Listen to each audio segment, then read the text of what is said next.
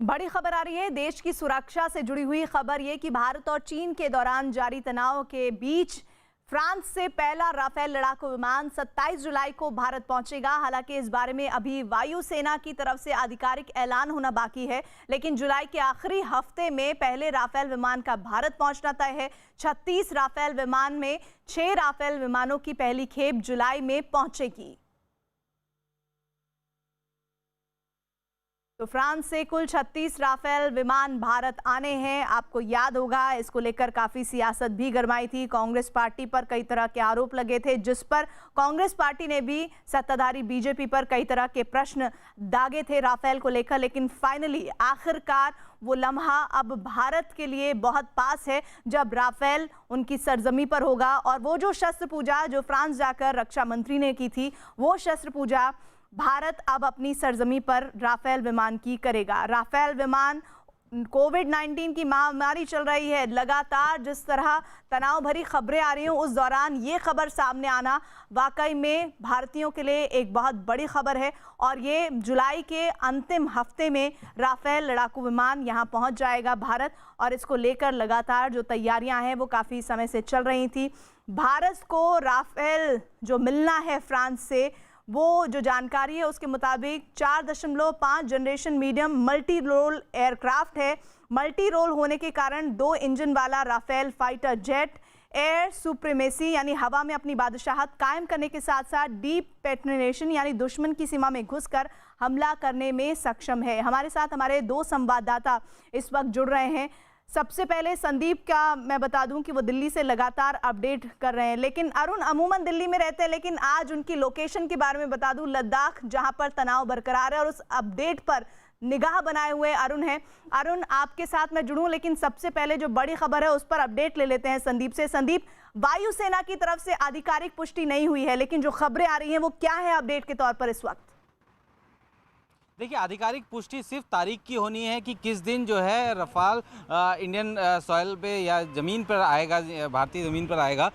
उसकी तारीख अभी जो है आधिकारिक तौर पे जो है घोषित करनी है, और उम्मीद की जा रही है कि जल्दी उसको किया जाएगा। इससे पहले खुद जो है रक्षा मंत्री राजनाथ सिंह ने फ़ोन पे बात की थी फ्रांस के रक्षा मंत्री से, क्योंकि लग रहा था कि जो डील चल रही थी, जो डील लगातार पूरी होनी थी इन कुछ महीनों में, रफाल के जो कोरोना के चलते कहीं इस तरीके की दिक्कतें ना हो, देरी ना हो, इसके चलते जो है खुद जो है रक्षा मंत्री ने बातचीत की थी फ्रांस के रक्षा मंत्री से। और वहाँ पे फ्रांस के रक्षा मंत्री ने इस बात का जो है आश्वासन दिया था कि जो रफाल की जो डिलीवरी है उसमें कोई देरी नहीं होगी। यानी कि उन्होंने पहले ये साफ कर दिया था कि किसी भी तरीके की कोई डिले नहीं होगा, और वो समय जो तय समय था उसी तय समय में आएगा।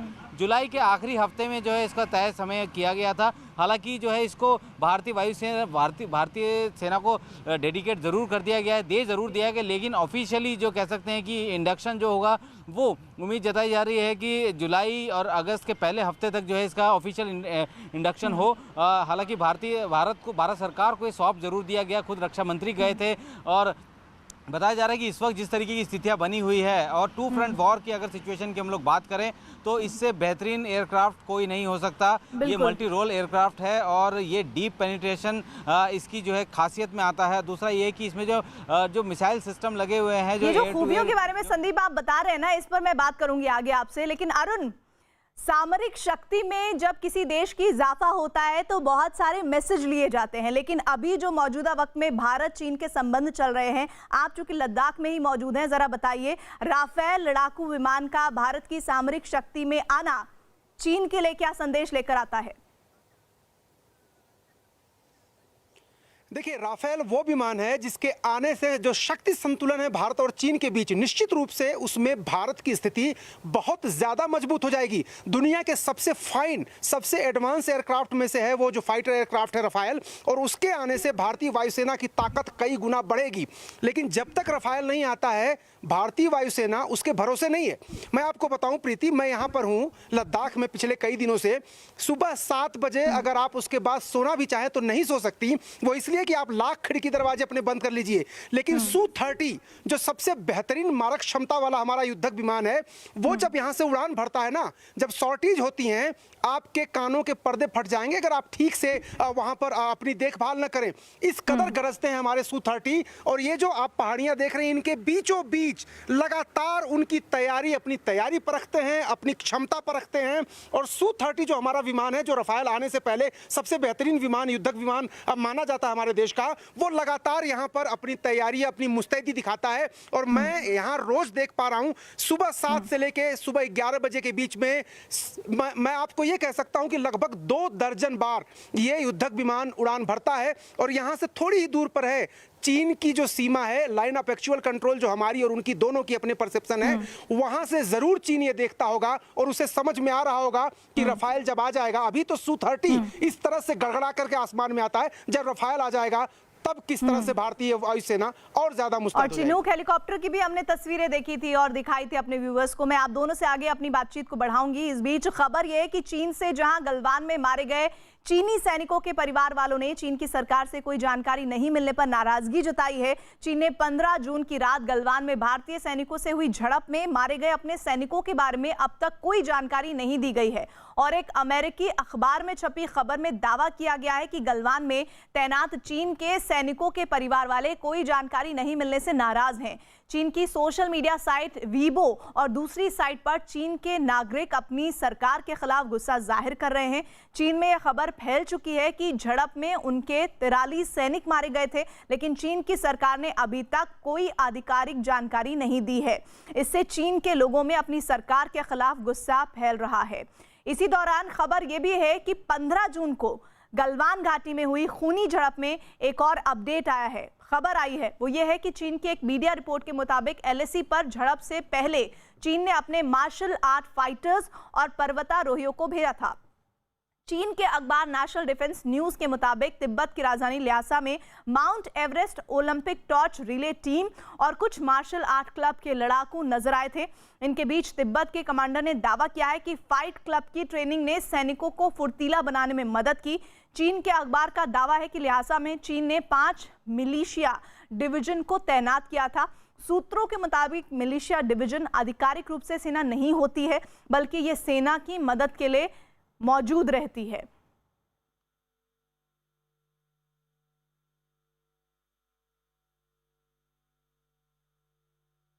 इधर चीन के खिलाफ दुनिया भर में शुरू हुए विरोध प्रदर्शन की तस्वीरें सामने आ रही है। चीन के अधिकार क्षेत्र में आने वाले हांगकांग में वहां के निवासियों ने प्रदर्शन तेज किया है, जबकि LAC पर भारत से झड़प के बाद तनाव बढ़ा हुआ है। उधर जापान की राजधानी टोक्यो में तो चीन के राष्ट्रपति शी जिनपिंग के खिलाफ शेम शेम के नारे लगे हैं और तिब्बत की आजादी की मांग की गई है।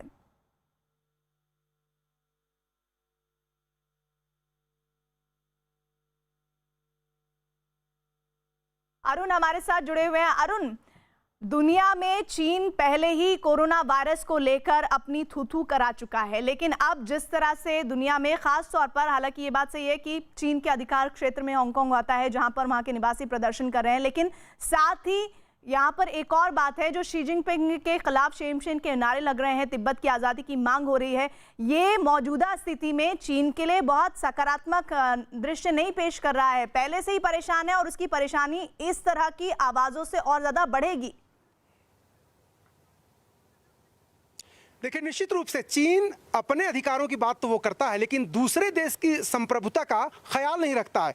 तिब्बत पर जबरदस्ती कब्जा है, हांगकांग के लोगों के जो नागरिक अधिकार हैं, मूलभूत अधिकार उनके हैं, उस पर हमला करता है। साथ ही साथ आप देखिए कि 2003 में वाजपेयी जब सरकार थी तब चीन के साथ एक समझौता हुआ था और उस समझौते के तहत हमने, भारत सरकार ने मान लिया था, वाजपेयी सरकार ने, कि तिब्बत जो है वो चीन का हिस्सा है। इसके एवज में चीन ने भी मान लिया था कि सिक्किम हिंदुस्तान का ही हिस्सा है। लेकिन आप देखिए कि सिक्किम के बॉर्डर पे भी लगातार वो अपनी जो लाइन है ऑफ एक्चुअल कंट्रोल है उसको आगे बढ़ाने की कोशिश करता है। तो चीन से किसी तरह की उम्मीद करना बेमानी है, वो धोखेबाज है, चालबाज है। जहां तक बात आप शी जिनपिंग की कर रही, निश्चित रूप से कोविड के चलते पूरी दुनिया चीन से दूरी बना के चल रही है। उसके पास निवेश नहीं आ रहा, कंपनियां वहां जाना नहीं चाहती, चीन को गहरा धक्का लग रहा है। हिंदुस्तान के लोग मेक इन चाइना, जो मेड इन चाइना है, उसके बरक्स मेक इन इंडिया की बात करने लगे हैं, अब आत्मनिर्भर बनने की बात करने लगे। इतना बड़ा बाजार है, हम सामान खरीदना अगर बंद कर दें चीन का तो उसकी अर्थव्यवस्था पहले से ही संकट में और ज्यादा चरमरा जाएगी। वन बेल्ट वन रोड जो उसका इनिशिएटिव है, दुनिया भर के मुल्कों को उसने बहुत ज्यादा लोन बांट दिया है, उसका असर उसकी अर्थव्यवस्था पर है। अब ये देश जैसे पाकिस्तान जैसे देश हों, श्रीलंका जैसे देश हों, ये लोन पे नहीं कर पा रहे हैं चीन को, चीन के पास पैसा वापस नहीं आ रहा है, चीन की अर्थव्यवस्था खराब है। और ऐसे में दोनों मोर्चों पर जब चीन ने मोर्चा खोला है, एक सैनिक मोर्चा, अर्थव्यवस्था का मोर्चा, और भारत ने जिस तरह से जवाब दिया है, निश्चित रूप से चीन को एकदम से करारा जवाब मिला है और उसकी जो बौखलाहट है वो साफ दिखाई दे रही। और बौखलाहट तो ये हद है कि नेपाल तक को हाईजैक करने की कोशिश चीन कर रहा है। अरुण, आप लगातार अपडेट के लिए जुड़िएगा हमारे साथ। 15 जून की रात गलवान में भारत और चीन के सैनिकों की झड़प के बारे में पूर्व सेना प्रमुख जनरल वीके सिंह ने तफसील से, डिटेल में जानकारी दी है। सुनते हैं जनरल वीके सिंह की जुबानी 15 जून की रात गलवान झड़प की कहानी।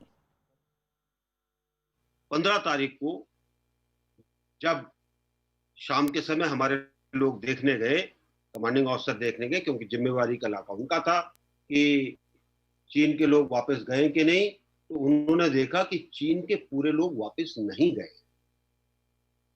वो PP-14 के नजदीक ही दिखाई दे रहे। और एक जो उनका तंबू उन्होंने हमसे इजाजत लेकर लगाया था ताकि वो देख सकें कि हमारे लोग पीछे गए कि नहीं, वो अभी तक हटा नहीं था। कहा सुनी हुई, तंबू हटाने का हुक्म दिया हमारे कमांडिंग ऑफिसर ने, और जब वो तंबू हटाने लगे चीनी सैनिक, उस तंबू में आग लग गई। उन्होंने क्या रख रखा था किसी को नहीं। अब आप इस चीज के बारे में सोच विचार करिए। आपका तंबू है, आपसे 100-200 गज, वहां कहा सुनी हो रही है, थोड़ी देर में तंबू उखड़ रहा है, उसमें आग लग जाती है। पहला ख्याल जो सबके मन में आएगा, उन्होंने आग लगाई है, ऐसा ही है ना। तो उसके अंदर वहां पर झड़प हुई, और इस झड़प के अंदर हमारे लोग चीनियों के ऊपर हावी हुए। चीन ने अपने और लोग बुलाए, हमारे लोगों ने भी अपने और लोग बुलाए। चीन के लोग, क्योंकि उनकी तरफ रास्ता थोड़ा ठीक था, थोड़ा जल्दी आ गए। उसके बाद जब हमारे लोग आए तो तकरीबन रात के समय अंधेरे में दोनों सेनाओं के सैनिकों के बीच में जो उनके पास था, हथियार इस्तेमाल करने की इजाजत नहीं है क्योंकि एग्रीमेंट किया हुआ है, और अंधेरे में जहां 500-600 लोग इकट्ठे गुत्थम गुत्था हो रहे हो, एक आदमी अगर इस्तेमाल कर ले हथियार, तो आप सोचिए उसका क्या असर हो। चीनी सैनिक ये सोचकर आए थे कि वो हमारे लोगों पर हावी हो जाएंगे, लेकिन ऐसा हुआ नहीं। आपने हताहत होने वालों की संख्या भी सुनी होगी। पहले 3 के बारे में बताया गया था क्योंकि शुरू में आगे ये 3 ही थे, और उसके बाद जब और लोग आ गए तो उस झगड़े के अंदर कुछ लोग चीन के भी पानी में गिरे, हमारे लोग भी पानी में गिरे। 16,500 फुट की ऊंचाई पर पानी कितना ठंडा होगा इसका अंदाजा ही लगाया जा सकता है।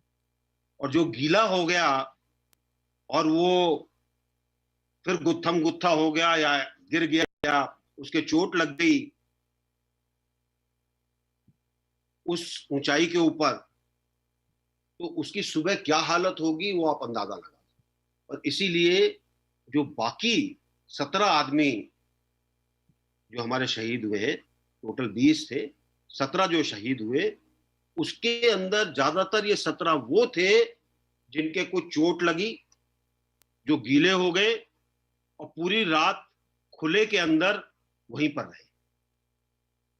इसी तरीके से 70 के करीब और थे जो गिले हुए या जिनके चोट लगी, जो पूरी तरह से संभल नहीं पाए, और उस ऊंचाई के ऊपर उनकी तबीयत खराब होगी। इसीलिए जब हमारी कैजुअलिटी फिगर आती है तो इसके बारे में बताते हैं।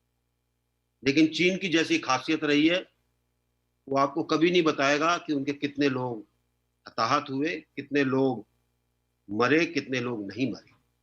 लेकिन जिस तरीके से लोग बाग पानी में गिरे थे या पत्थर से गिरे थे, या हमारे लोगों ने जिनकी गर्दनें तोड़ी थी, उसका अगर आकलन किया जाए तो जो एक शुरू के अंदर एक जो संख्या आई थी 40 से ज्यादा की, वो संख्या सही है।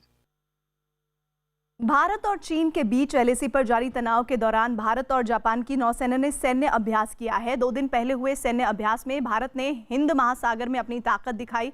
इस दौरान तापमान जो लगातार जापान है वो मैरीटाइम सेल्फ डिफेंस फोर्स और भारतीय नौसेना के जंगी जहाज़ों ने हिंद महासागर में अपनी ताकत दिखाई है। तो हिंद महासागर में ताकत दिखाते हुए दोनों देशों के सेना के लोग, और ये लगातार ज़रूरी इस लिहाज से था कि मौजूदा वक्त में भारत और चीन के बीच तनाव बरकरार है और भारत और जापान की नौसेना ने एक साथ एकजुट होकर सैन्य अभ्यास किया है। 2 दिन पहले इस सैन्य अभ्यास में भारत ने हिंद महासागर में अपनी ताकत का प्रदर्शन किया।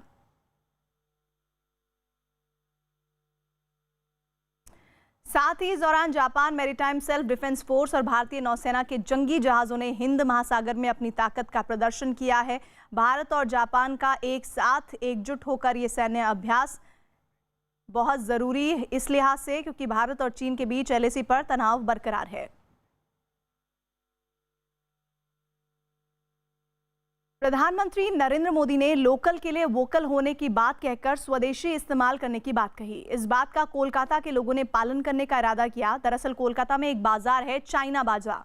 ये बाजार चीन के बने सामान के लिए मशहूर है और आमतौर पर यहाँ खरीदारों का तांता लगा रहता है। लेकिन एलएसी पर भारत के चीन के साथ जिस तरह से तनाव बढ़े हैं उससे इस बाजार में सन्नाटा पसर गया है। व्यापारियों का कहना है कि पैसा लगाकर चीन का सामान तो ले लिया, लेकिन ये हमारे गले की फांस बन गया है।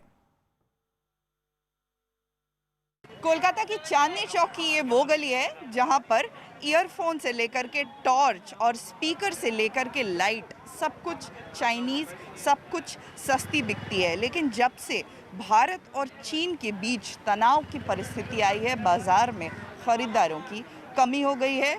जो यहाँ पर विक्रेता हैं इनसे बात करते हैं। अभी क्या ये चाइनीज़ जो सामान है ये बेचने के बाद या फिर आप क्या और सामान ऑर्डर कर रहे हैं? देखिए फ़िलहाल तो अभी जैसा चल रहा है मार्केट में स्थिति, जैसे ये सब सामान वगैरह है ये सब हम लोग ऑलरेडी बेच रहे हैं। अगर चाइनीज़ का सामान अगर नहीं आता है तो हम लोग नहीं बेचेंगे, क्योंकि हमको चाइनीज़ ऑलरेडी बेचना भी नहीं है। अगर अपने इंडिया के अंदर में फैक्ट्री बनता है, वर्कर काम करता है, अगर काम मिलता है तो क्यों नहीं हम इंडियन सामान बेचेंगे? हम क्यों चाइनीज़ वाला सामान बेचेंगे? बहुत सारा कस्टमर जो आ रहे हैं चाइनीज़ सुनते ही माल छोड़ दे रहे हैं, वो नहीं ले रहे हैं, तो इससे हम लोग को बहुत तकलीफ हो रहा है। पाकिस्तान की कराची स्टॉक